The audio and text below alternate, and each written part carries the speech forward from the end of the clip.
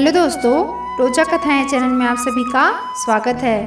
आज मैं आपको हरियाली तीज की कथा सुनाने जा रही हूँ। जो स्त्री इस कथा का श्रवण करती है उसे 7 जन्मों तक सुख सौभाग्य प्राप्त होता है। अतः इस कथा को पूरा सुने। तो शुरू करते हैं आज की कथा। एक बार भगवान शिव ने पार्वती जी को उनके पूर्व जन्म का स्मरण कराने के उद्देश्य से इस व्रत के महात्म की कथा कही थी। श्री भोले शंकर बोले, हे गौरी, पर्वतराज हिमालय पर स्थित गंगा के तट पर तुमने अपनी बाल्यावस्था में 12 वर्षों तक अधोमुखी होकर घोर तप किया था। इतनी अवधि तुमने अन्न न खाकर पेड़ों के सूखे पत्ते चबाकर व्यतीत किए थे।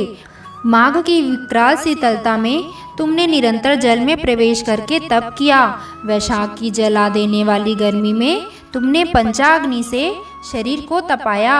श्रावण की मूसलाधार वर्षा में खुले आसमान के नीचे बिना अन्न जल ग्रहण किए समय व्यतीत किया। तुम्हारे पिता तुम्हारी कष्ट साध्य तपस्या को देखकर बड़े दुखी होते थे। उन्हें बड़ा क्लेश होता था।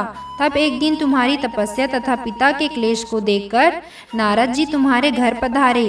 तुम्हारे पिता ने हृदय से अतिथि सत्कार करके उनके आने का कारण पूछा। नारद जी ने कहा, गिरिराज, मैं भगवान विष्णु के भेजने पर यहाँ उपस्थित हुआ हूँ। आपकी कन्या ने बड़ा कठोर तप किया है। इससे प्रसन्न होकर वे आपकी सुपुत्री से विवाह करना चाहते हैं। इस संदर्भ में आपकी राय जानना चाहता हूँ। नारद जी की बात सुनकर गिरिराज गदगद हो उठे। उनके तो जैसे सारे क्लेश ही दूर हो गए। प्रसन्नचित होकर वे बोले, श्रीमान, यदि स्वयं विष्णु भगवान मेरी कन्या का वरण करना चाहते हैं तो भला मुझे क्या आपत्ति हो सकती है। हे महर्षि, यह तो हर पिता की इच्छा होती है कि उसकी पुत्री सुख संपदा से युक्त पति के घर की लक्ष्मी बने। पिता की सार्थकता इसी में है कि पति के घर जाकर उसकी पुत्री पिता के घर से अधिक सुखी रहे। तुम्हारे पिता की स्वीकृति पाकर नारद जी भगवान विष्णु के पास गए और उनसे तुम्हारे ब्याह के निश्चित होने का समाचार सुनाया। मगर इस विवाह संबंध की बात जब तुम्हारे कान में पड़ी तो तुम्हारे दुख का ठिकाना न था। तुम्हारी एक सखी ने तुम्हारी इस मानसिक दशा को समझ लिया और उसने तुमसे उस विक्षिप्तता का कारण जानना चाहा। तब तुमने बताया, मैंने सच्चे हृदय से भगवान शिव शंकर का वरण किया है, किंतु मेरे पिता ने मेरा विवाह विष्णु जी से निश्चित कर दिया। मैं विचित्र धर्म संकट में हूँ। अब क्या करूँ? प्राण छोड़ देने के अतिरिक्त अब कोई भी उपाय शेष नहीं बचा है। तुम्हारी सखी बड़ी ही समझदार और सूझबूझ वाली थी। उसने कहा, सखी, प्राण त्यागने का इसमें कारण ही क्या है? संकट के मौके पर धैर्य से काम लेना चाहिए। नारी के जीवन की सार्थकता इसी में है कि पति रूप में हृदय से जिसे एक बार स्वीकार कर लिया, जीवन पर्यंत उसी से ही निर्वाह करे। सच्ची आस्था और एक निष्ठा के समक्ष तो ईश्वर को भी समर्पण करना पड़ता है। मैं तुम्हें घनघोर जंगल में ले चलती हूँ, जो साधना स्थली भी हो और जहाँ तुम्हारे पिता तुम्हें खोज भी ना पाए। वहाँ तुम साधना में लीन हो जाना। मुझे विश्वास है कि ईश्वर अवश्य ही तुम्हारी सहायता करेंगे। तुमने ऐसा ही किया। तुम्हारे पिता तुम्हें घर पर न पाकर बड़े दुखी हुए तथा चिंतित हुए। वे सोचने लगे कि तुम जाने कहाँ चली गई। मैं विष्णु जी से उनका विवाह करने का प्रण कर चुका हूँ। यदि भगवान विष्णु बारात लेकर आ गए और कन्या घर पर न हुई तो बड़ा अपमान होगा। मैं तो कहीं मुंह दिखाने के योग्य भी नहीं रहूँगा। यही सब सोचकर गिरिराज ने जोर शोर से तुम्हारी खोज शुरू करवा दी।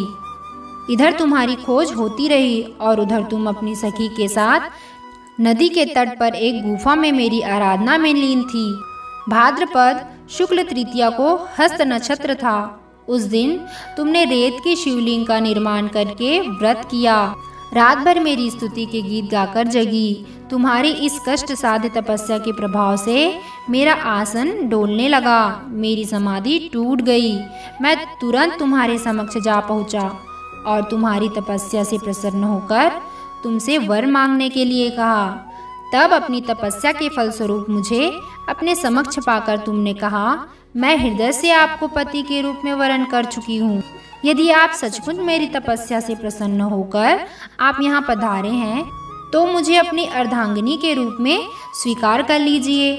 तब मैं तथास्तु कहकर कैलाश पर्वत लौट आया। प्रातः होते ही तुमने पूजा की समस्त सामग्री को नदी में प्रवाहित करके अपनी सहेली सहित व्रत का पारण किया। उसी समय अपने मित्र बंधु व दरबारियों सहित गिरिराज तुम्हें खोजते खोजते वहां आ पहुँचे और तुम्हारी इस कष्ट साध्य तपस्या का कारण तथा उद्देश्य पूछने लगे। उस समय तुम्हारी दशा को देखकर गिरिराज अत्यंत दुखी हुए और पीड़ा के कारण उनकी आंखों में आंसू उमड़ आए थे। तुमने उनके आंसू पोंछते हुए विनम्र स्वर में कहा, पिताजी, मैंने अपने जीवन का अधिकांश समय कठोर तपस्या में बिताया है।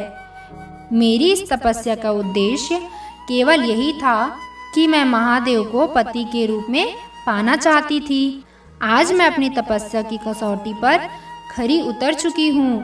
आप क्योंकि विष्णु जी से मेरा विवाह करने का निर्णय ले चुके थे, इसलिए मैं अपने आराध्य की खोज में घर छोड़कर चली आई। अब मैं आपके साथ इसी शर्त पर घर जाऊंगी कि आप मेरा विवाह विष्णु जी से न करके महादेव जी से करेंगे।